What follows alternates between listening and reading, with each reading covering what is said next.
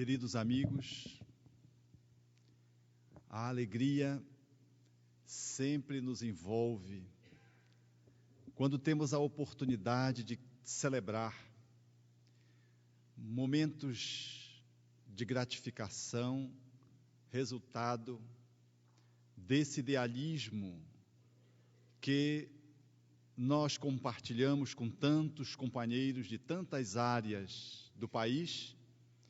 E justo agora, aqui no sul, quando o Pará e a castanheira do Pará se sente abraçada pela araucária do Paraná.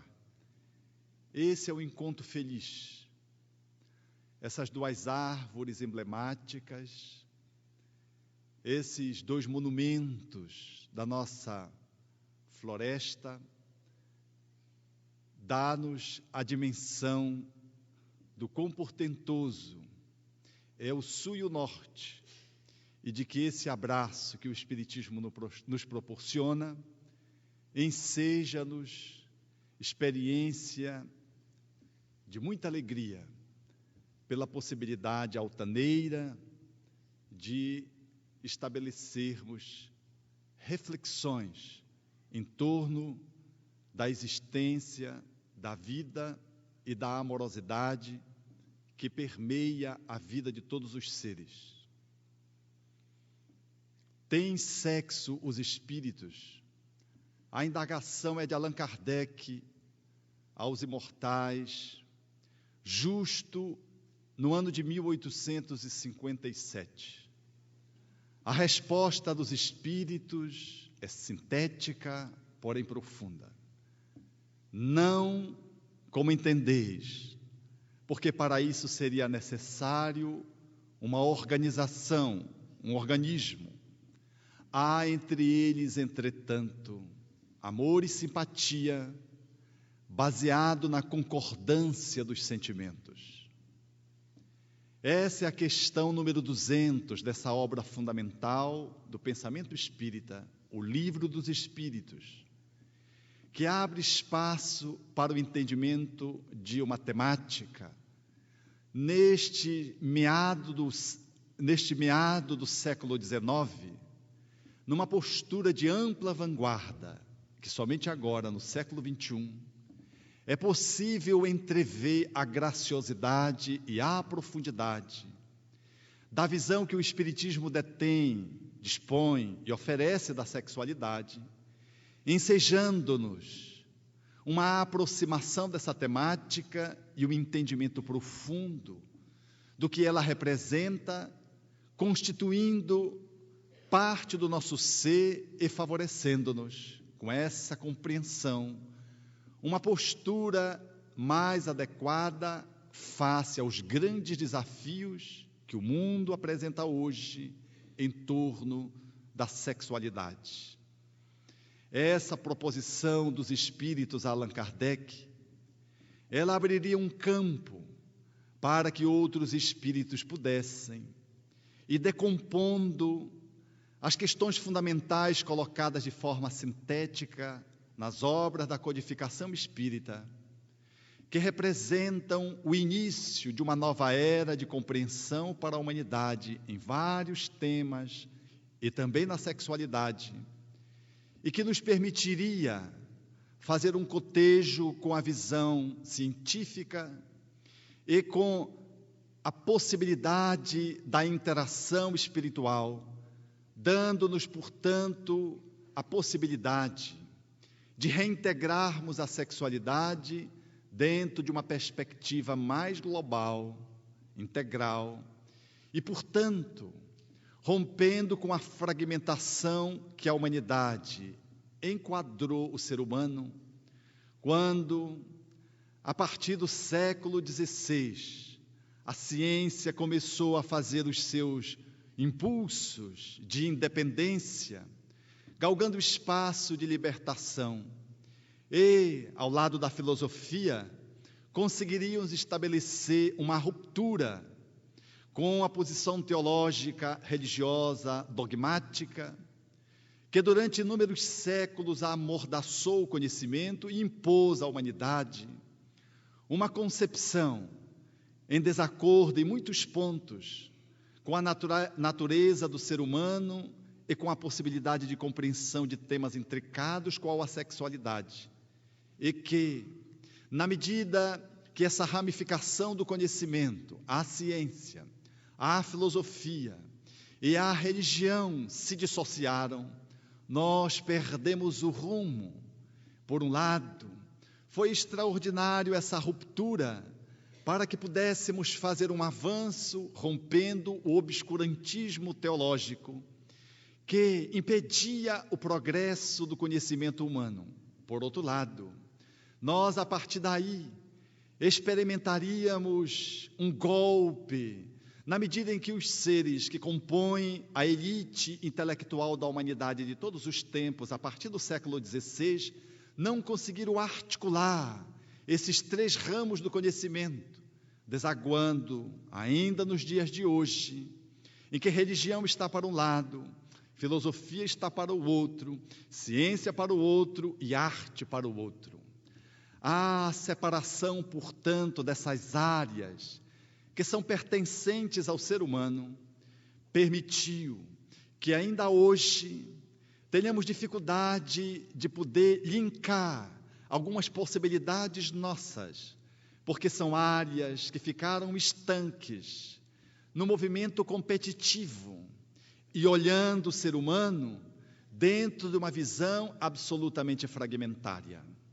A sexualidade, quando vislumbramos na sua origem, é possível fazer uma incursão filosófica e avaliá-la, desde os mecanismos mais primitivos, quando os átomos se associam numa posição de afinização, e, por exemplo, o átomo de cloro e o átomo de sódio se juntam para compor as moléculas e a substância sal de cozinha, nesse movimento de afinização de polaridades diferentes, para mostrar essa interação que se estabelece no nível do campo mineral, para entrever os caminhos da sexualidade, abrindo espaço. Quando nas plantas fanerogâmicas, criptogâmicas, a sexualidade vai começando a se diferenciar, a princípio, sem uma polarização bem definida, e nas plantas mais superiores, já guardando os princípios germinativos do macho e da fêmea, dando ensejo a se perceber a sexualidade manifestando-se nessa polaridade, nesse distanciamento, nessa diferenciação, de uma forma bem mais distintiva, classicamente posta, necessitando, portanto, dos animais, do vento, dos pequenos insetos, para gerar a fertilização no processo da polinização, indispensável à reprodução pela sexualidade do reino vegetal, para o avançar de uma nova categoria de expressão, quando nos animais ela ganha o status de instintividade.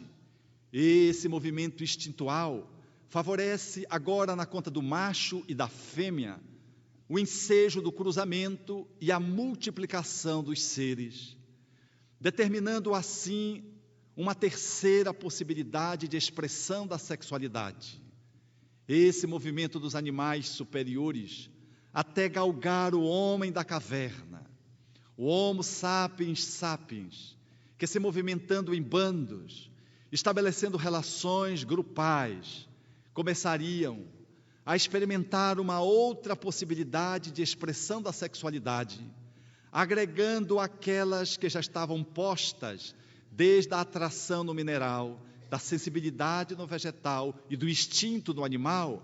Agora era possível este ser, no acordar do espírito, apresentar uma sexualidade de uma complexidade mais abrangente, porque já não era mais apenas os outros reinos integrados, mas, e fundamentalmente, eram novas categorias que deveriam surgir compondo um ser novo, o homem, no ápice do processo evolutivo, dentro daquilo que se poderia esperar no povoamento da terra, é o homem e a mulher, que se apresentam agora não mais como animais, mas trazem alguns ingredientes que deveriam favorecer o exercício de uma sexualidade sob um novo olhar, sob uma nova perspectiva, num patamar que a agregaria às dimensões anteriores, mas aditaria possibilidades novas, porque este homem começaria a sentir emoções, e em função do seu mecanismo de sobrevivência, para tirar das entranhas da terra a sua própria subsistência, ele desenvolveria a inteligência, ampliando, portanto, a sua capacidade de livre arbitrar, portanto, de decidir. Este homem era chamado ao longo dos milênios a incorporar uma sexualidade que deveria estar conectada a uma dimensão que fazia parte dele emocional, a uma dimensão outra, a intelectual, a inteligência, e que deveria compor neste homem, nesse cenário evolutivo, uma pulsão sexual, uma pulsão que se manifestaria como instinto, necessitando uma regência, um trato novo, já que o homem não era mais apenas um animal num processo reprodutivo, dentro de uma ciclagem biológica automatizada, era um ser que pensava, um ser que decidia, que fazia escolhas e que tinha uma relação mais diferenciada do que os animais, porque galgaria um novo patamar que era o reino hominal. Esse movimento, escoando-se ao longo dos milênios, permitiria, portanto, que o espírito, agora acordado para a sua dinâmica evolutiva, caminhando na direção dos anjos, da sua perfeição que pode alcançar, relativa que é, na busca do absoluto, do Criador, do todo, era este ser ensaiando a cocriação, manifestação clássica que expressaria a sua própria origem, porque o grande Criador, ele deteria a possibilidade da geração dos seres, guardando nos segredos siderais as características de uma amorização no seu processo geratório absolutamente inabordável para aqueles que eram os seus filhos, agora colocado à conta de homens e mulheres, mas que guardavam essa qualidade reprodutiva, como que, imitando, mediante uma ressonância do Criador, pela procriação, a geração de novos seres, viabilizando assim o renascimento de outras almas que se corporificariam através do Instituto Sagrado da Sexualidade. Essa sexualidade, porém, em função dos abusos, acionada apenas pelo mecanismo instintivo, ela levaria a muitas dores e a muitas confusões nas diversos movimentos civilizatórios da Terra, até galgar o patamar da cristandade, que é um marco na história do sexo, quando Jesus surge no cenário do mundo e traz o enfoque da sexualidade, sobrepujando todo o relativismo cultural em que se encontrava, e traz um traço de concepção sexual que o Espiritismo haveria de reeditar no século XIX. É assim que depois de Jesus, na apresentação absolutamente de vanguarda acerca do que representaria o homem, a mulher, a reprodução, a energia sexual, nós vamos ver o movimento teológico se estabelecendo a partir do século IV, sobretudo, e ganhando espaços de institucionalização do cristianismo, e que deveria perseguir a sexualidade, objetivando de algum modo coibir os excessos, mas igualmente procurando arregimentar um patrimônio, e viabilizaria esse patrimônio mediante o distanciamento do homem e da mulher, estabelecendo-se num dado momento histórico o voto de que para que o ser se dedicasse ao Criador, ele deveria galgar uma posição celibatária, tanto o homem e mais tarde a mulher,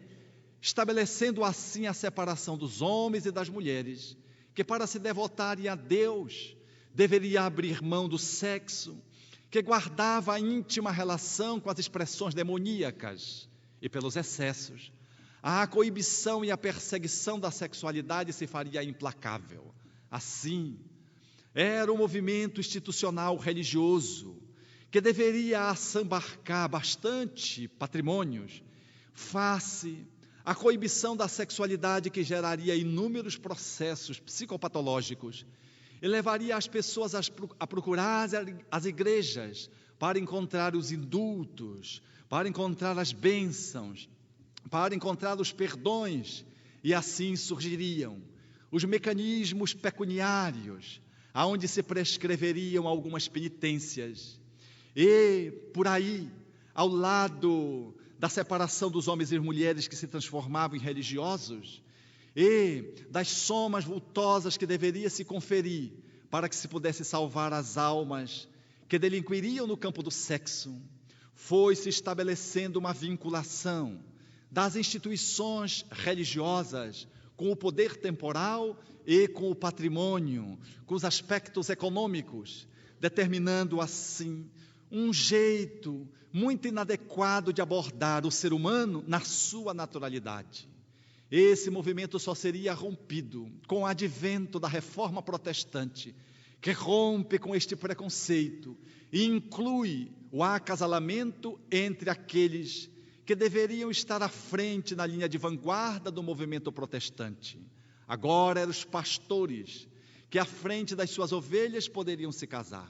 No entanto, a sexualidade ainda apresentava o ranço atávico, porque essa sexualidade ela deveria estar aplicada tão somente ao processo reprodutivo, devendo o homem, portanto, observar continência sexual, já que o sexo, segundo a observação de Calvino, cheirava a enxofre e, portanto, delimitando o número de vezes que se deveria ter relações sexuais e limitando algumas atividades que envolviam a sexualidade, cerceando alguns movimentos de danças, estava assim a sexualidade, por um lado, avançando na ruptura dos preconceitos, mas não conseguindo fazê-lo de uma forma abrangente, porque é muito difícil romper-se um preconceito e conseguir se galgar um patamar de liberdade absoluta, porque as vanguardas progressistas, elas se fazem gradual e progressivamente. É assim que vamos ganhar o século XIX com o advento do Espiritismo e mais tarde, da posição de um homem que foi consagradamente um divisor na história da concepção sexual. Era o extraordinário médico Sigmund Freud, que estudando os conflitos da sexualidade, percebendo que as inibições, castrações, frustrações ensejavam os processos histéricos, estudando a princípio as mulheres e depois, igualmente os homens, perceberiam que os homens e mulheres, eles apresentavam distúrbios em função dessa posição demasiadamente repressora da sexualidade. Freud abriria um espaço para o estudo da sexualidade e escandalizaria o seu mundo, apresentando a sua tese, que mais tarde se consagraria nas leis da psicanálise, mais tarde aperfeiçoadas, quando dizia que a sexualidade ela iniciava quando a criança ela amamenta no seio materno, que havia uma dimensão de oralidade no desenvolvimento gradual da sexualidade, experimentando depois um outro movimento que se seguiria no amadurecimento progressivo da sexualidade, quando se experimentaria o desejo da sexualidade expresso na defecação, experimentando-se a fase, portanto, anal, em que a criança, ao defecar, ela fazia contato com seu amadurecimento sexual. Mais tarde, manuseando seus próprios implementos genitálicos, ela experimentaria a fase fálica, que era a terceira fase, para galgar, por fim, a última fase, que ele chamaria a genitálica, a fase madura da expressão sexual. Dizia, a princípio, Freud, que a inadequação no desenvolvimento dessas fases levaria o ser humano a dificuldades no trato com a libido, com a pulsão sexual, com a pulsão de vida, e face àquela postura absolutamente repressora do seu tempo, as pessoas, reprimindo a sua sexualidade, haveriam de experimentar os processos das neuroses, as dificuldades psiquiátricas na linguagem de hoje, e que estavam sendo estudadas pela via da hipnose, que estavam sendo levantadas à conta de demônio pelas religiões. Freud, portanto, haveria um espaço fantástico na academia, trazendo o sexo para ser estudado cientificamente, fazendo uma ruptura com o obscurantismo religioso e ensejando uma análise extremamente ousada, o que ensejaria a sua ridicularização face aos seus companheiros do seu tempo, que não conseguiriam apanhar a visão ampliada de Freud, e especialmente o professor Breuer, que era o seu tutor, que o desautoriza publicamente, quando ele faz a sua primeira apresentação na academia, naquilo que mais tarde se consagraria assim. Vamos entrar no século XX, com agora a sexualidade tendo um novo colorido. Era percebida a conta de energia, de libido, de pulsão, e essa visão psicológica que estava na base do entendimento do funcionamento da sanidade humana, ela seria utilizada pela sociedade de consumo e sofreria o impacto de todas as ideias que tentam romper com as limitações e descambaria para uma visão extremada, saindo do sexo coibido para o sexo libertino, de uma sexualidade retida para uma sexualidade luxuriosa, de uma sexualidade que estava negada na sua expressão natural para uma sexualidade que se manifestava enquanto abuso. Essa sexualidade dotada de superstição, de crendice na visão teológica, agora ganhava a praça pública do despudor e se viveria a partir, notadamente, da década de 50 e, sobretudo, da década de 60, quando o movimento hippie, nas manifestações de ruptura de todos os preconceitos, notadamente de Norte-América, eles levantariam a fase da paz e do amor, e a sexualidade estava ali embutida, rompendo os tabus e os preconceitos, mas o homem sem uma estrutura que pudesse realocar uma nova posição face à sexualidade que fosse adequada. Nós resvalamos, portanto, para o extremo oposto. Era a evocação de um sexo quase animal. Era permitido tudo na proposição do sexo e amor, validado especialmente pelas drogas, e a sociedade, agora assentada num capitalismo que deveria explorar uma ignorância retida e, portanto, desejada, uma proibição que aguçaria o movimento de procura à sociedade de consumo, saberia explorar profundamente essa obstrução na expressão natural da sexualidade para fazer do sexo algo coisificado e transformaria a sexualidade num comércio, dando assim a condição do ser humano olhar o outro ser humano como uma coisa e valendo-se especialmente da mulher, que fora reduzida igualmente a objeto para transformar-se no grande objeto do desejo e para ser a grande fonte mobilizadora da comercialização de todos os produtos. Assim, nós avançamos na década de 80, 90, e migramos para a viagem do terceiro milênio, galgando, portanto, o século XX, trazendo essa história em pinceladas rápidas de uma sexualidade que veio desde as expressões do mineral, na sensibilidade da atração do mineral, à expressão da sensação do vegetal, do instinto do animal, até a postura no homem, que deveria equilibrar a sexualidade na emocionalidade e na inteligência, mas que tinha a repressão religiosa, negando a sexualidade. Nós nos equilibraríamos entre essas duas culturas, uma extremamente decadente e uma outra que se mostrava progressiva e que se manifestava apresentando um alto índice de insatisfação, porque as pessoas que foram liberadas para exercer o sexo não conseguiriam alcançar a plenitude que tanto esperava na ruptura de todas as amarras, que a religião impôs, o homem ficou perdido. Não saberia como lidar com a sexualidade. É nesse âmbito que nós já teríamos 1 século e meio, chegando no 3º milênio, quase, de espiritismo, que enriqueceria paulatinamente a visão da sexualidade. Na década de 30 para 40, os espíritos se comunicando através de Chico Xavier, haveriam de ampliar a codificação e, dando uma visão de sexualidade bastante abrangente, já inicializada por Allan Kardec, mostrando que o sexo, ele não é uma expressão física somente, ele não é resultado de um aparato muscular ou neuromuscular ou neurohormônio muscular, nem tampouco neurohormônio sanguíneo muscular. A sexualidade não estava na genitália, ela não tinha uma posição anatômica rígida.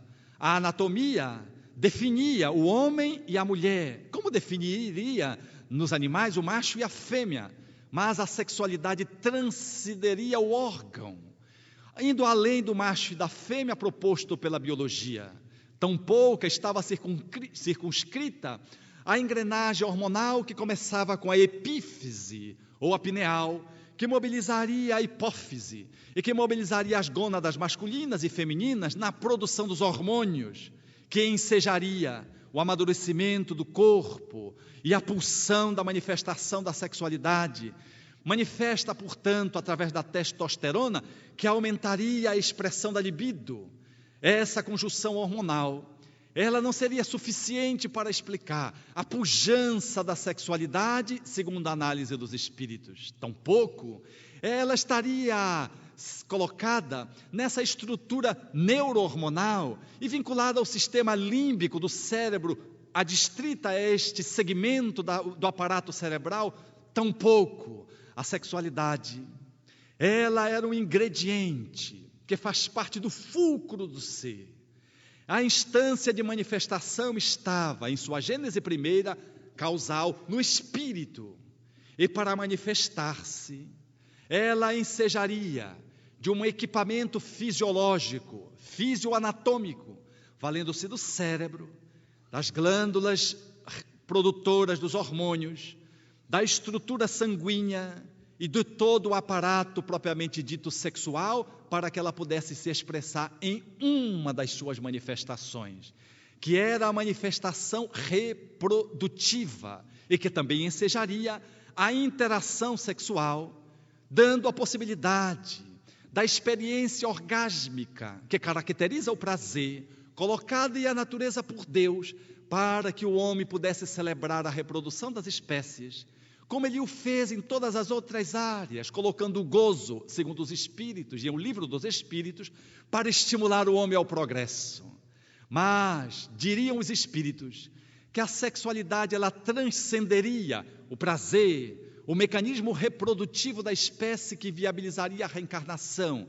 A sexualidade, ela teria um apanhado transcendente, não tendo o espírito uma sexualidade como entendemos, diriam os Espíritos, significando que tem de uma forma que a gente não entende, mas tem, descaracterizando, portanto, o homem e a mulher, mas reafirmando a dimensão do ser, espírito, demonstraria que o espírito tem uma energia criativa, que ele manifestaria através do corpo para atender às funções da sexualidade. Era, portanto, uma visão inteiramente nova, numa perspectiva de uma doutrina que ousaria juntar a religião, a ciência, a filosofia e trazia as conotações da arte. Como deveríamos ver a vida? Tal era o encontro dessa portentosa doutrina que sugeria, codificada por Allan Kardec.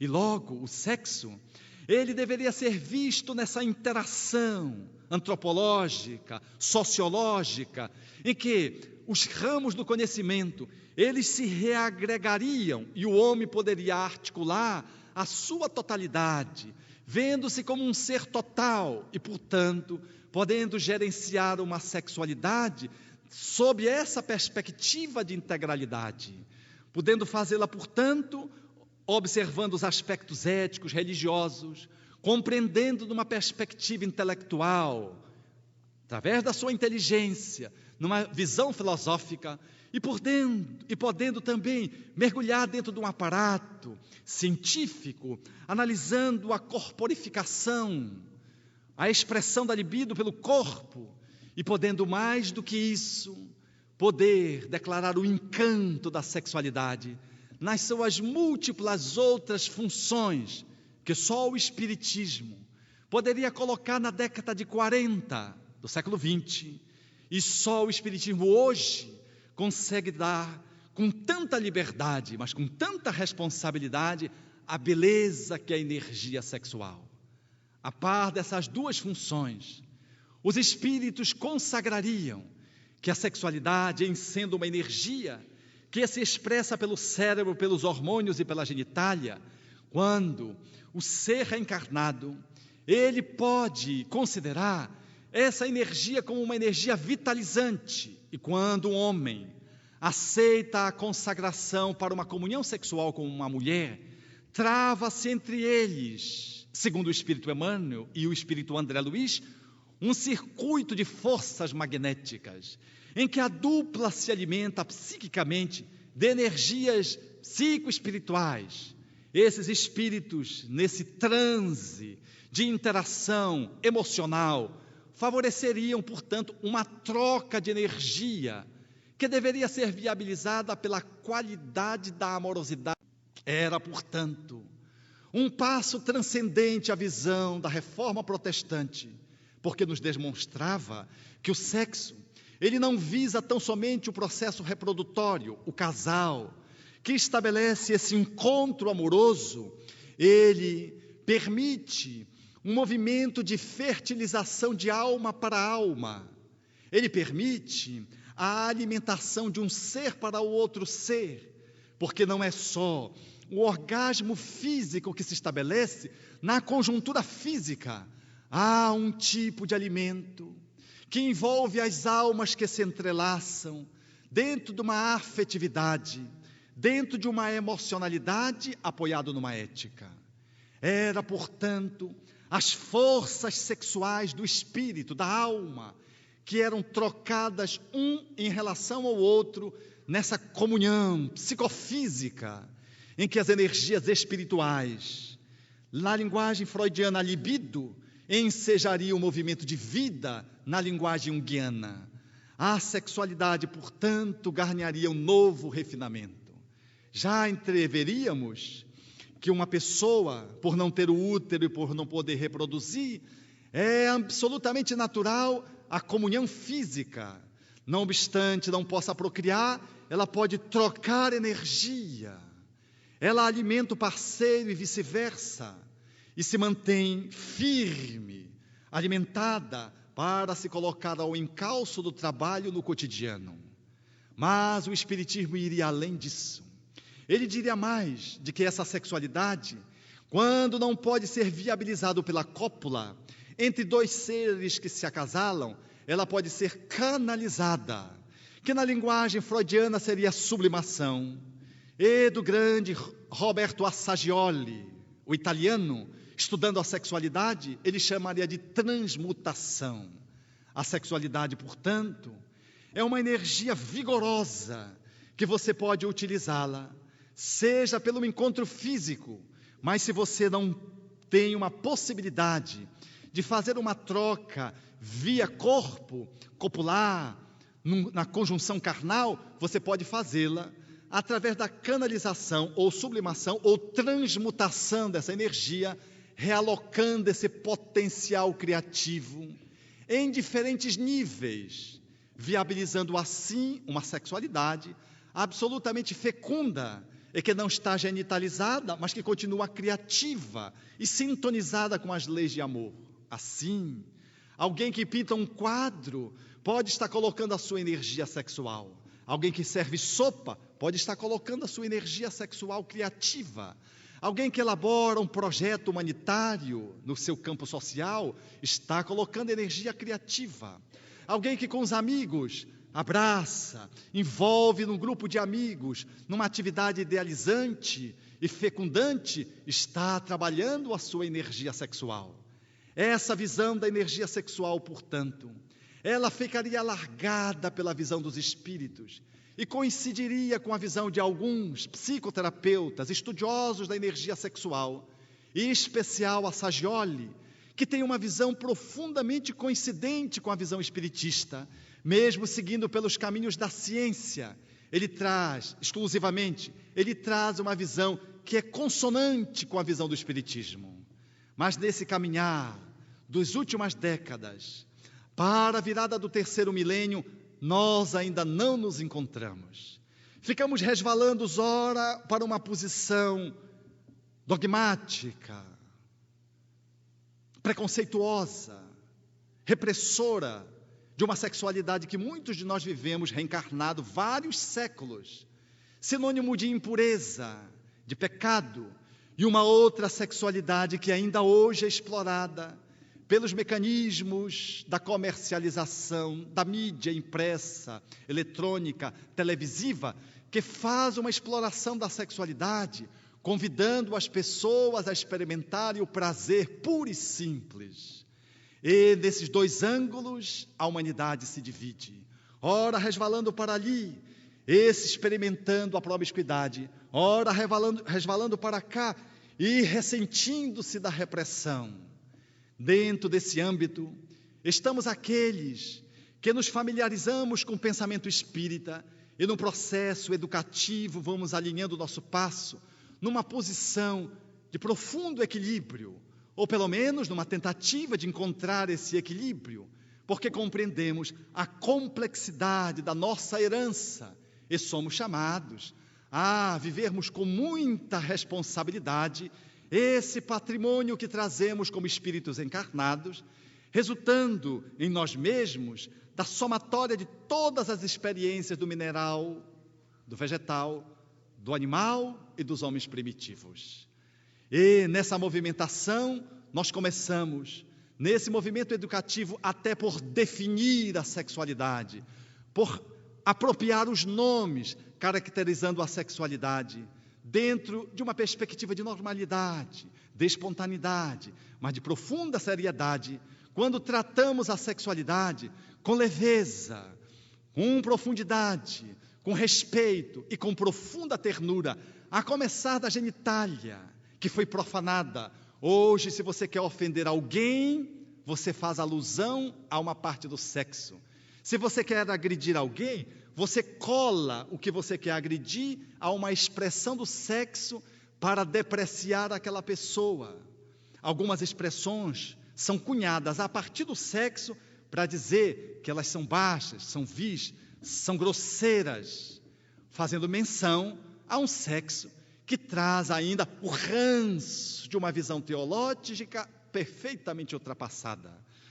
Coincidimos, portanto, nessa visão educativa, a tratar o sexo pelo nome, abandonando posições absolutamente estranhas de chamar o sexo por apelidos e, às vezes, por palavras que têm sentidos bem consagrados na nossa comunidade, na nossa sociedade, no nosso mundo, porque elas representam, são signos que representam significados, ideias perfeitamente concebíveis, perfeitamente compreensíveis. E quando nós misturamos essas palavras para definir o sexo, nós confundimos a criança e demonstramos quanto é bizarra a nossa atitude quando tratamos da sexualidade. Que não há espontaneidade de tratar da sexualidade. Quando, portanto, no exemplo, nós chamamos para o pênis de pintinho, nós estamos descaracterizando a normalidade do sexo. Estamos dizendo para o nosso filho que ele tem um pintinho, ou um piu-piu, ou um canudinho, ou uma trombeta. E tudo isso tem nome, pintinho, trombeta, piu-piu. Tudo isso ele tem a ideia do que seja, ele não sabe por que se associa à sexualidade. Ou por que aquela parte do seu corpo tem esse nome. Quando orelha é só orelha, nariz é só nariz, cabelo é só cabelo, dedo é só dedo. Mas o seu genital tem um nome, que tem um nome numa outra coisa. A vulva passou a ser chamada de baratinha. E a criança, sobretudo do sexo feminino, que não gosta de baratinha, não suporta que se lhe atribua aquela parte do seu corpo com o nome de baratinha, porque é um termo que não é adequado, e nós não nos damos conta de que essa posição é uma posição bizarra, que precisaria ser revista, mas nós estamos entre essas duas posições, a do pecado, do demônio, e essa posição da banalização da sexualidade. E no processo educativo, esse fenômeno, ele comparece habitualmente nos lares, que não tratam a sexualidade com a naturalidade devida. Se a criança manipula o sexo, por exemplo, nós percebemos logo se o casal ele tem uma tendência mais para a banda da herança teológica, ou se ele está na vanguarda de uma sociedade que transformou em consumo o sexo desenfreado. Basta olhar a posição dele. Quando o casal diz, meu filho, você está sujando a sua mão, você não tira a mão daí, você não sabe que você está sujando, vai lavar sua mão. Ele está caracterizando que o sexo é sujo, é imundo. E quando ele manda lavar a mão, ele caracteriza de que as mãos agora ficaram pecaminosas, sujas, imundas, porque fez contato com a sua sexualidade.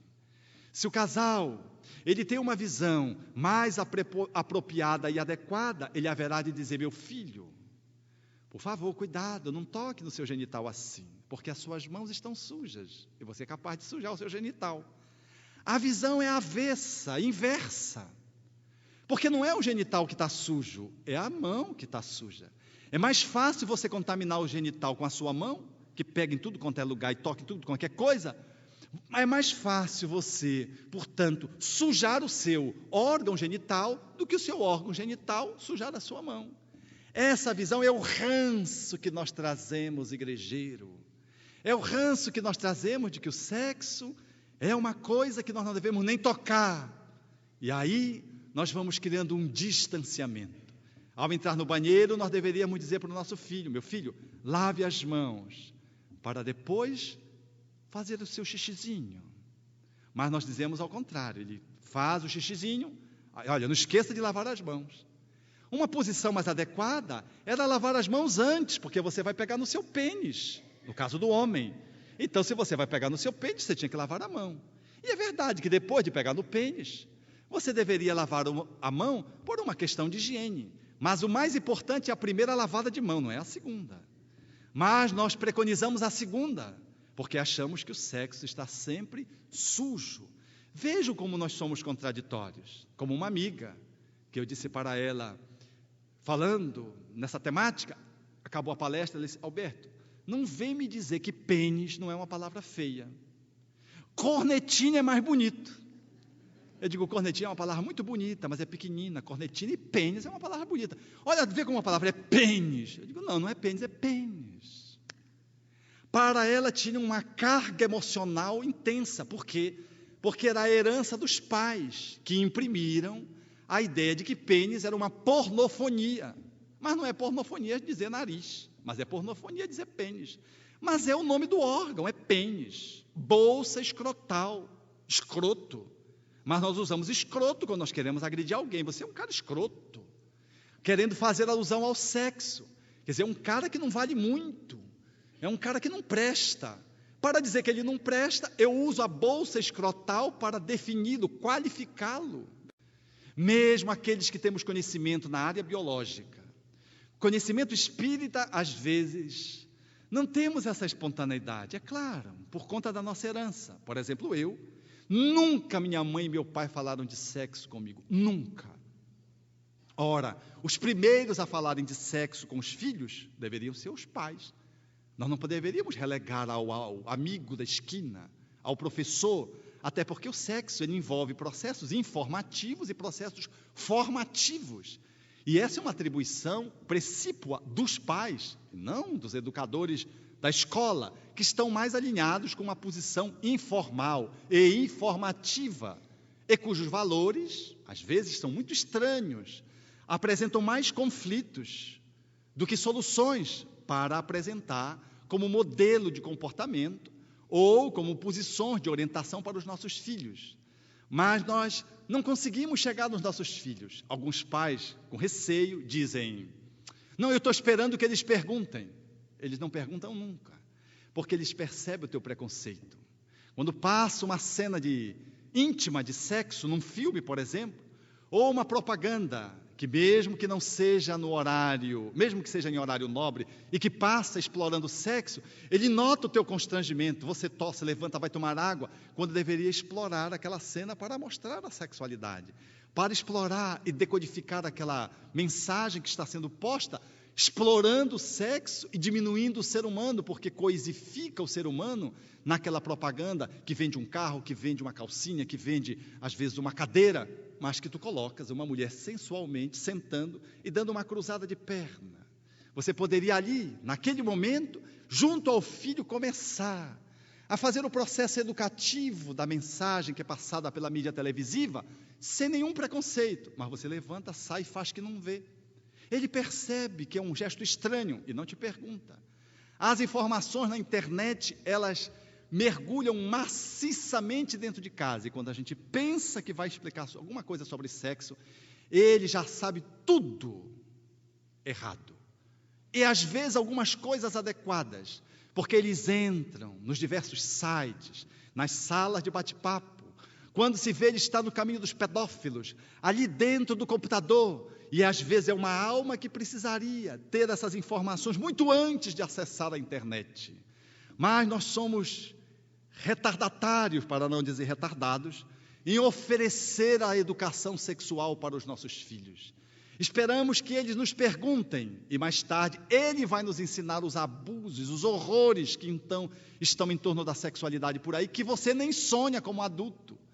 E quando você pensa que vai chegar, ele já está vindo contaminado, já com uma experiência sexual larga, às vezes trazendo no costado 1, 2, 3 abortos, ou trazendo uma doença sexualmente transmissível, menor, quando não traz uma doença mais grave, como, por exemplo, a AIDS. Assim, nós devemos nos antecipar.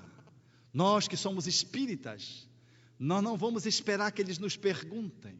Nós vamos chegar neles e vamos trazer as informações. É lógico que não vamos trazer uma informação que não esteja no seu nível de percepção, porque seria oferecer uma informação que escapa. Mas não vamos nos demorar a falar de sexualidade. E vamos começar a trazer as questões claramente e com muita abertura, mas com muita profundidade e seriedade. Lembro-me de alguns lances da minha vida que eu gosto de ilustrar quando falo nesse tema. É um lance familiar. Eu tenho uma cunhada que é médica, espírita, e ela estava nos visitando em casa, a casa da minha mãe, e eu estava no meu quarto, naquela época, com a sobrinha, e de repente a minha sobrinha, manipulando a genitália, disse: eu estou com uma coceirinha na minha baratinha. Eu disse: na baratinha não, você está com uma coceirinha na sua vulva, talvez na sua vagina. Ela olhou, deu a volta e saiu correndo na direção da mãe. O repertório de uma criança, ela sempre compartilha com os pais. Repertório novo. Era uma palavra talvez nova, não sei se ela já tinha ouvido. Ela correu e disse: mamãe, eu estou com uma coceirinha na minha vulva. Eu já estava em seguida, bem atrás, para evitar qualquer eventualidade de um psicotapa, de uma postura mais agressiva. E quando a minha cunhada recebeu essa informação, eu entrei em cena. Eu disse para ela que era vulva, porque ela me disse que estava com uma coceirinha na baratinha, e baratinha é um inseto anti-higiênico que voa por aí, que eu acho que nem Deus sabe para que serve, para que ele criou. E o nome é vulva, ou vagina. A minha cunhada, diante da filha que ficou esperando, porque a palavra final é sempre a dos pais, ficou esperando, a minha cunhada foi ficando que nem um pimentão, e disse: minha filha, é vulva. A antinaturalidade na pronúncia caracterizou o desconcerto diante da filha, como se ela estivesse dizendo uma pornofonia. Essa ocorrência dá bem a dimensão da nossa dificuldade de tratar na sexualidade. No centro espírita, atendendo a uma senhora, certa feita, que fazia tratamento espiritual e conversando sobre ela, sobre as influências espirituais da qual ela estava sendo tratada, que eram processos obsessivos. Eu conversando com ela, ela disse: mas eu estou muito inquieta, porque eu estou sentindo muita tormenta na minha perseguida. Eu fiquei sem entender. Explorei a temática. Ela estava sendo perseguida, nós estávamos tratando o processo de perseguição espiritual. E eu fui explorando, mas não conseguia entender, porque não fazia lógica no meu pensamento racional, aonde encaixava.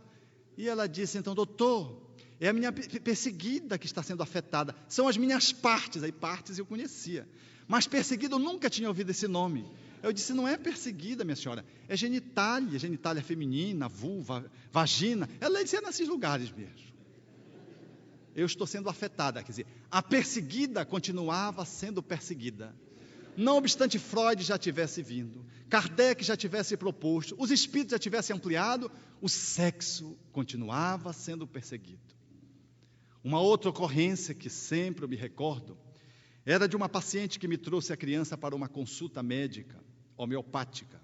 E ela chegou e disse, Alberto, o pintinho do Ilcinho está completamente afetado por...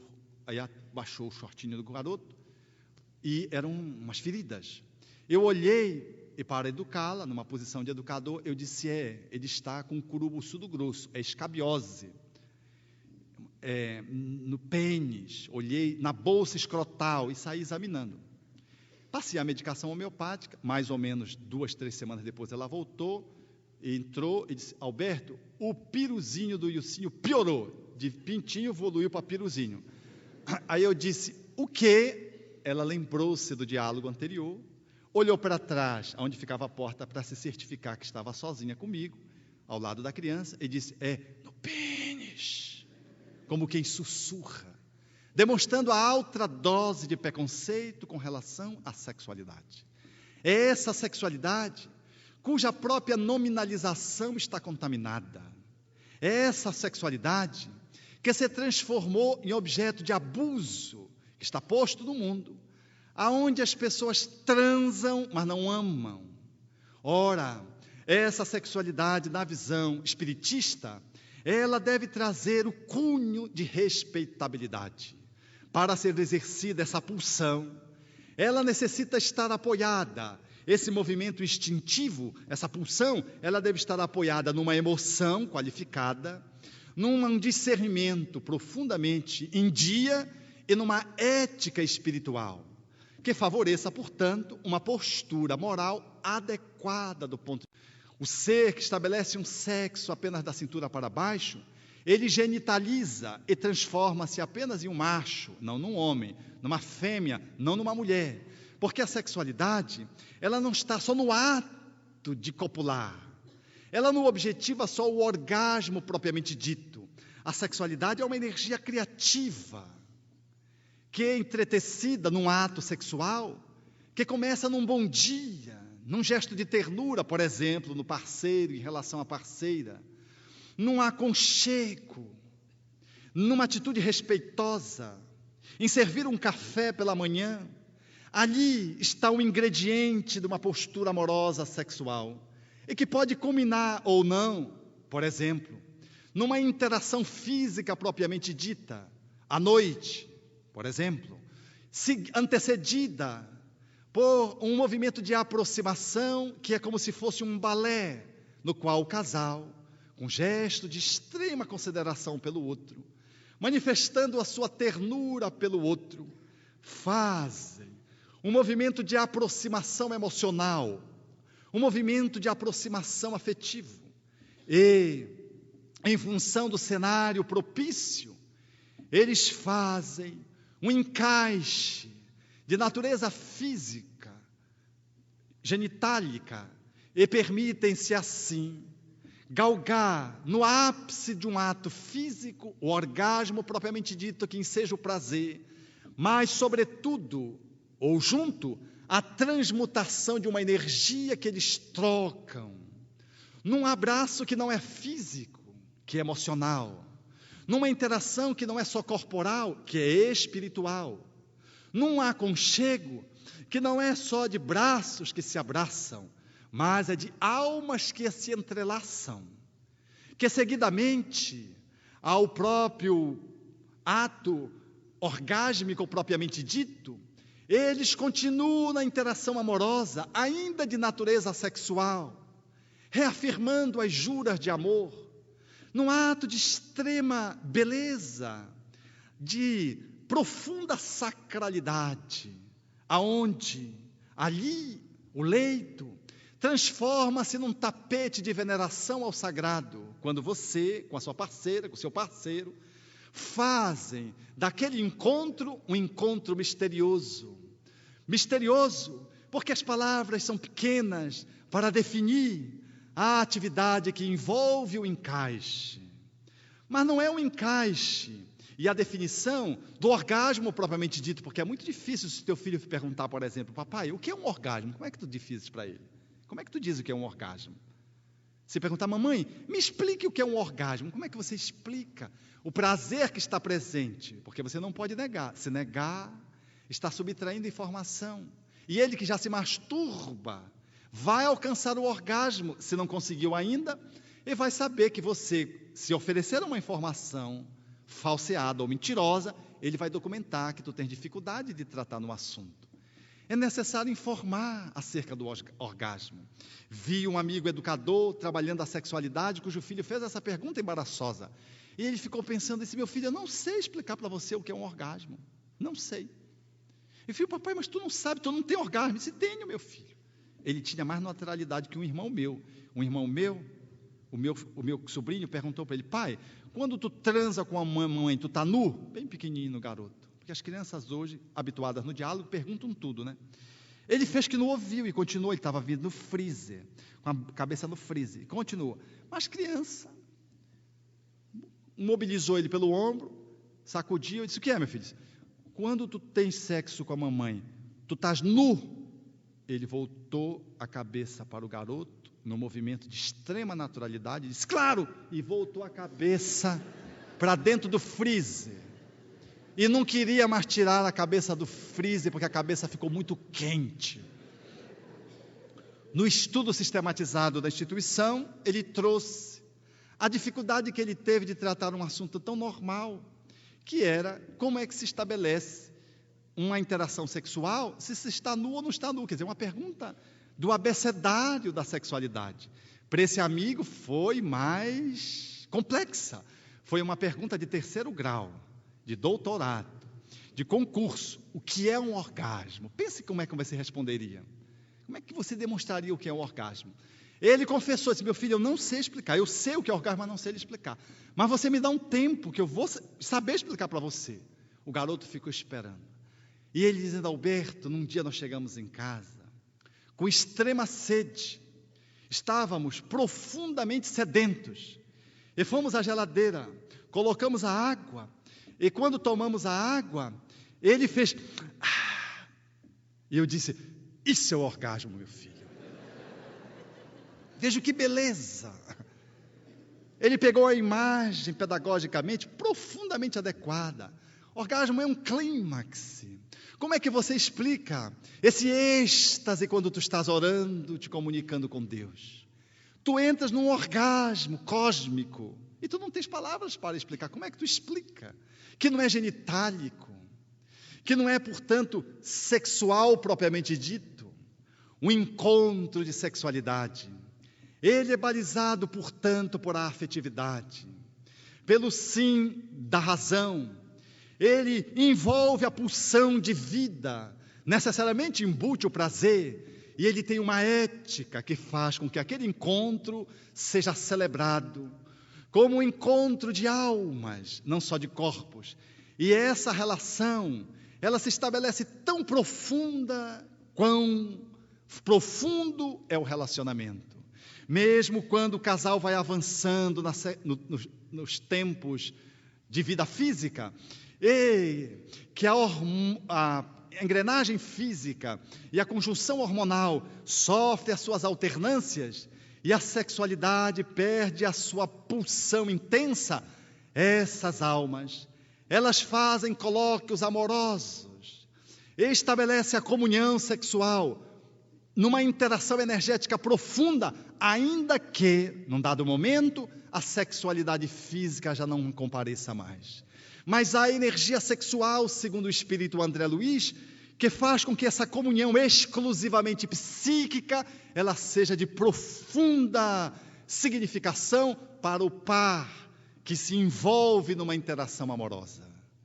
Mas o sexo pelo sexo é absolutamente pobre. Uma atividade sexual que só objetive o orgasmo é dessedentar-se tomando água salgada. Uma atividade que envolva o outro apenas como um objeto físico é um toque que profana o corpo do outro e o teu. O toque, ele tem que ser sagrado. Eu posso tocar e macular, e eu posso tocar e cultuar a beleza, o belo, a ternura. Eu posso agarrar o meu filho pelo braço e apertá-lo e machucá-lo. E eu posso abraçar o meu filho pelo braço e atravessar a rua com ele num gesto de extrema ternura. Os nossos toques, eles podem contaminar, mas eles podem nos deificar, transformar a nossa relação no sagrado. Há muita diferença entre uma transa de corpos e um transe amoroso. Essa comunhão que se estabelece no transe amoroso é um toque de genialidade, de respeito, de ternura, no qual a relação ela ganha uma dimensão que não é física, e por isso ela é portentosa. Mas só conhece isso quem ama. Quem não ama, vive o sexo pelo sexo. E quanto mais faz o sexo, mais vontade tem de fazer. A alma que ama, mesmo que não disponha de um parceiro, de uma parceira, para fazer a interação sexual, ela continua sexualizada. E orienta o seu potencial sexual para aqui, para acolá, nas suas atividades esportivas, nas suas atividades físicas, nas suas atividades profissionais, na sua atividade espiritual. Ela coloca essa energia criativa em ação e profundamente ela faz um movimento de cocriação. Na oração, segundo Roberto Assagioli, ela verticaliza a transmutação sexual e faz o grande êxtase dos místicos. É a canalização da sexualidade na visão espírita, a sublimação na visão freudiana. É, portanto, este sexo que está na pauta dos nossos dias. Como estamos usando a nossa sexualidade, ou por outra, a nossa energia sexual. Com quem, para quê e de que modo nós estamos utilizando esse potencial que nos coloca no mundo, sejamos homens ou mulheres, como um potencial criador para sermos, junto com os Deus, o co-criador na terra. A posição espírita, ela é evocadora. Jesus, no seu tempo, dignificou a mulher, que quanto classe sexual, era profundamente desprestigiada, dirigindo-se a uma samaritana e tendo a ousadia de pedir ajuda para ela, para que ela oferecesse água a ele, da qual ela se servia. Ela se escandaliza, sendo uma samaritana, e ele, sendo um judeu, se dirigir a uma mulher publicamente e pedindo ajuda. Ele transforma, no âmbito da sexualidade, uma mulher vitimada pelo adultério, numa possibilidade única de demonstrar que atrás dos erros no campo da sexualidade e da amorosidade estão uma engrenagem tão profunda que, a rigor, nenhum de nós é capaz, em sã consciência, de julgar ninguém, dizendo a frase célebre: aquele que não tivesse em erro, atire-lhe a primeira pedra. Quando aqueles homens de pseudo-pureza, e tentando jogar Jesus no beco para incriminá-lo, diziam que a lei de Moisés, e de fato existia no Pentateuco, no Deuteronômio, determinava o apedrejamento daquela mulher que fosse encontrada cometendo o adultério. E faziam isso para induzi-lo a confirmar a posição de Moisés e para tentar desqualificar a postura daquele homem que procurava ter uma posição equânime diante dos sexos e uma posição de profunda compaixão com os erros humanos. E quando eles apresentam, portanto, essa ideia que estava posta em Moisés, essa lei, e colocam ele diante dessa sinuca de bico, ele sai dizendo: aquele que não tem erro, atire-lhe a primeira pedra. Os mais velhos foram os primeiros que se ausentaram. Depois, os mais novos, e não ficou ninguém. Os mais velhos primeiros, porque quando nós cansamos de dar maus exemplos, já vamos velhos, nós começamos a dar bons conselhos. Se retiraram. Os mais velhos, os mais novos em seguida, não ficou ninguém, só ele e ela. E quando ela aguardava que ele a apedrejasse, ao invés de dilapidá-la e lapidá-la, estragá-la como ser e jogar a pedra nela, ele lapida o erro, dizendo: eu não te condeno também. Vai e não tornes a errar o alvo, não tornes a te equivocar.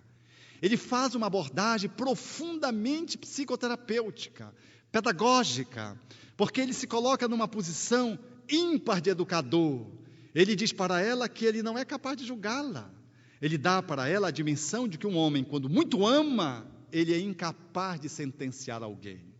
Mas sinaliza para ela que ela fez um movimento equivocado de pecado, que significa armatia em grego, que significa alvo, que ela errou o alvo, ela fez uma tentativa de ser feliz, mas não logrou êxito. Derrocou e fez um movimento que lhe gerou muita dor. Então ele diz para ela: eu não te condeno, vai e não tornes a errar. Este homem másculo, que na expressão de Pilatos personificava o modelo de ser humano que deveríamos imitar. Eis o homem, diria Pilatos, apresentando ele à multidão. Jesus, ele integrava a bissexualidade na unissexualidade, vivendo de uma forma tal a pujança de um sexo que até hoje nos é inabordável, sem nenhuma conjugação, mas numa fertilização, segundo o espírito André Luiz, que até hoje vem contaminando a humanidade de vida. Jesus não compôs nenhuma família, mas tem na sua família a humanidade, através da sua mensagem de profunda beleza e de profunda cocriação. A sexualidade nesses dias de tanta carência, de tanto desamor, de tanto apego e de tanto vazio, é o grande desafio que a proposta espírita evoca quando lembra também um encontro de Jesus narrado pelo espírito Humberto de Campos, através de Chico Xavier, mostrando aquela mulher bela, sensual, guardando uma túnica bem posta ao corpo, saiu na direção de um jovem galileu que estava às proximidades do templo.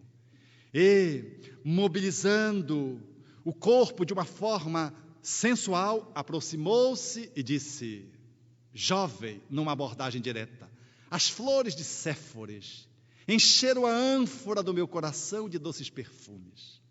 Tenho em minha loja de essências raras, e apontou para um casario que ficava sobre um acolhedor, uma árvore acolhedora, a sua residência, continuando: tenho em minha loja de essências raras o perfume que há de permitir um encontro feliz. É que os peregrinos que passam por aqui não têm, senão nos meus lábios, a romance saborosa.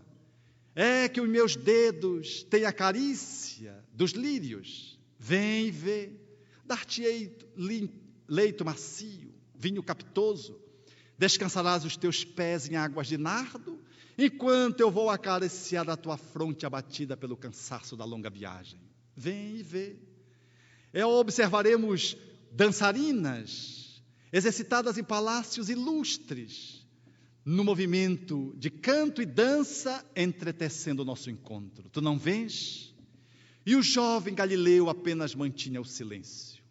Ela, não sabendo explicar o magnetismo que se irradiava dele na direção dela, e muito confusa acerca daquela atração que transcendia o movimento corpóreo propriamente dito, ela olha-lhe nos olhos e diz uma frase lapidar: se eu assim procedo, é porque eu descubro em teus olhos diferente chama, e assim procedo por amar-te.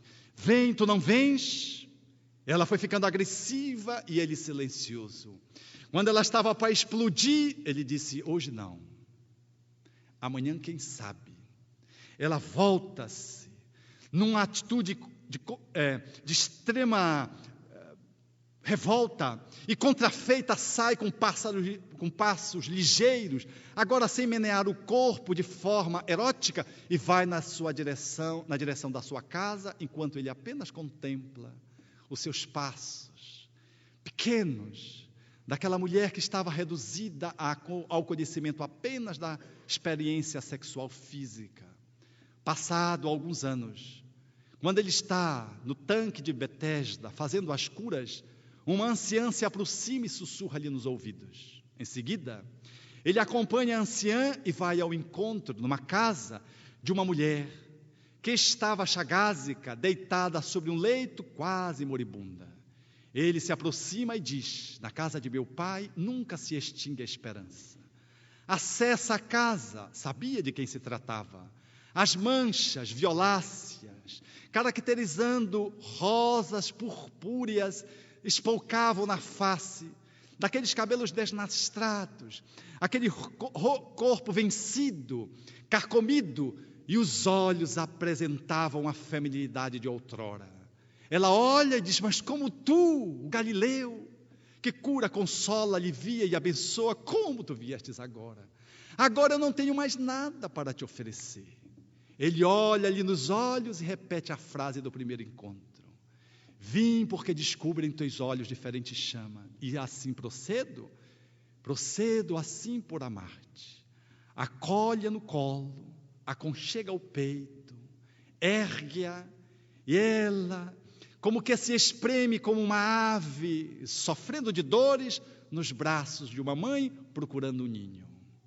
Era um encontro fantástico. Na primeira dimensão, era a paixão tentando seduzir o amor. No segundo movimento, era o amor que se debruçava para acolher a paixão vencida. Na primeira instância, era um sexo físico. Na segunda instância, era um sexo sublimado.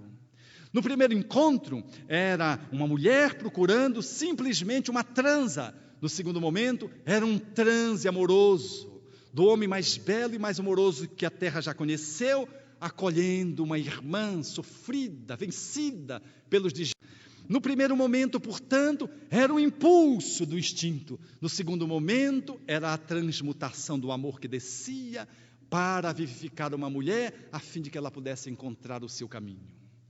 Nesses dias, caríssimos amigos, em que se coisificou o sexo, em que se banalizou as emoções, e onde ninguém mais namora, a gente fica, e de ficante em ficante nós nos transformamos em insignificantes seres emocionais, nesses movimentos absolutamente passageiros, descartáveis, aonde o maior medo é o medo de amar, e por isso nós não ousamos estabelecer uma relação profunda com o outro, nós passamos pelo outro, e por isso ficamos, não somos com o outro. Nesses dias em que o sexo aturde, vincula-se à droga, alia-se ao álcool, busca o êxtase, evale-se de várias imagens que tentam atiçar a mente para que o corpo possa manter a sua virilidade, a mulher possa manter a sua pulsão sexual, e descambam às vezes para os atos aberrantes da sexopatia. Nesses dias em que a internet revela um comércio na pedofilia, nesses dias de tanto desamor, mas de tanto sexo, nesses dias em que a mídia explora o sexo e sonega as informações do amor, nesses dias em que o sexo ficou reduzido a um corpo, a uma cópula, a um orgasmo pobre de um prazer que é só físico e às vezes reprodutivo de uma forma irresponsável, aonde temos que buscar o DNA para que alguém assuma a responsabilidade de uma cópula. Nesses dias de tanta carência, de tanta dor, de tanto sofrimento, o Espiritismo vem e nos convida, na fala do Espírito Emmanuel, a sintetizar a sexualidade, dizendo: será justo sintetizar todas as digressões em torno da sexualidade em, continua o Espírito Emmanuel, não proibição, mas educação. Não abstinência imposta, mas emprego digno com devido respeito aos outros e a si mesmo. Não impulso livre, mas controle. Não indisciplina, mas responsabilidade. 4 frases. Fora disso, diz ele, é teorizar simplesmente para aprender ou reaprender com a experiência. Sem isso será enganar-nos, lutar sem proveito, sofrer e começar a obra de sublimação pessoal tantas quantas vezes se fizerem precisas pelos mecanismos da reencarnação, porque o sexo, continua Emmanuel, segundo as leis da vida e do amor, é um assunto pertinente à consciência de cada um. Fecha aspas. Portanto, caríssimos amigos, façamos um movimento de integração da sexualidade. Ela tem que estar balizada pela afetividade, pela racionalidade, e precisa ter um leme que é a dimensão da nossa transcendência centrada na valorização do nosso ser, que transcende o corpo para frente e transcende o corpo para trás. E que precisa estar pulsante nessa base, a exemplo de uma aeronave que está com seu trem de pouso posto na significação do instinto, que nos conecta com a terra, mas da asa direita, que é a emoção, da asa esquerda, que é a racionalidade, e do prumo, que é a transcendência que nos orienta para adiante, mas, sobretudo, no combustível, ou no aparato de controle da aeronave, que nos diz a direção, que é o exercício ético-moral, sem nenhum convencionalismo religioso, sem nenhuma proposta de repressão teológica, mas alinhado com o pensamento crístico de que o sexo é algo divino, e como divino, ele precisa ser celebrado e precisa ser respeitado em nós e no outro. Nesse movimento, portanto, do instinto que pulsa, chamando-nos à terra, da emocionalidade, da afetividade, que nos dá uma dimensão de equilíbrio, da espiritualidade, que nos fala da transcendência, e do aparato de controle que representa a nossa postura ética moral, nós vamos fazer da sexualidade um espaço de felicidade, para entender o que o espírito André Luiz diz, que a sexualidade vige no átomo, quando os elétrons circulam em torno do núcleo, no movimento de atração, no cosmos, na vida planetária, quando a galáxia, ela se expressa, quando os sistemas, eles se põem num profundo equilíbrio, mostrando a sexualidade numa perspectiva cósmica. Entre o macro e o micro está o espírito, o ser humano, chamado a co-criar com o Criador e descobrir Deus na sua expressão da sua sexualidade. Como diria o espírito Emmanuel, tratando da sexualidade, dizendo: a sexualidade, ela está a serviço da felicidade e da harmonia no universo. Mostrando, portanto, que nós temos uma profunda conexão com o Criador quando nós exercemos o sexo e somos capazes de, através dessa energia criativa, sentir o Criador em nossas vidas e talvez, através da nossa energia sexual, não precisar perguntar como o poeta pergunta, indagando dos mistérios da natureza, dizendo: quem foi que fez o sol tão vivificador, e sua luz esplendente, cheia de fulgor, os trilhões de estrelas que cintilam nos céus, e as nuvens vaporosas como densos véus, a mecânica celeste e o arcano profundo da eterna ciência que equilibra os mundos, os micro-organismos em desenvolvimento e os orbes gigantescos em deperecimento, o átomo e a nebulosa, a ameba e o serafim, as origens das coisas que nunca terão fim, a virtude impoluta que não se modifica e a possante energia que a tudo vivifica. Quem foi que fez o ar, o vento, a chuva, o trovão, a primavera, o outono, também o verão? Quem foi que fez o perfume, as flores, a luz, o ar, os campos, as florestas, a terra, o céu e o mar? Quem foi que fez o infravermelho e o ultravioleta e faz da lagarta surgir uma bela borboleta? Os clarões da luz do sol e o cantar de um rouxinol.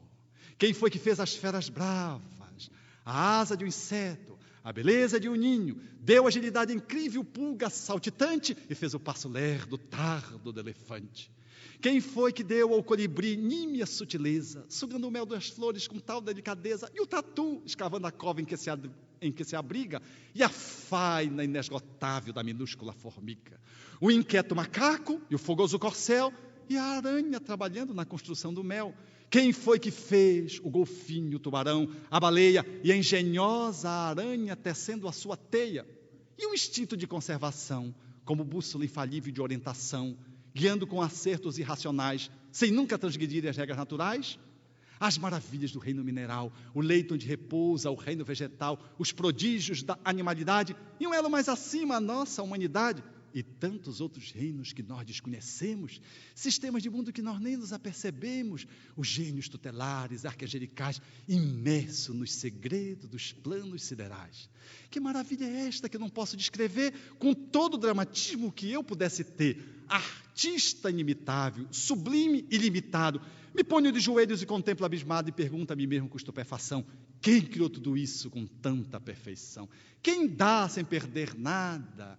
Paga sem dever e a tudo movimenta sem nunca se mover, formando e transformando, guiando e agindo, governando e dirigindo. Quem tem tanto poder? Pergunto a outras vozes: quem me podeis dizer? Eu vos peço, queridos irmãos meus, e as vozes me respondem: foi Deus, foi Deus, foi Deus. Obrigado.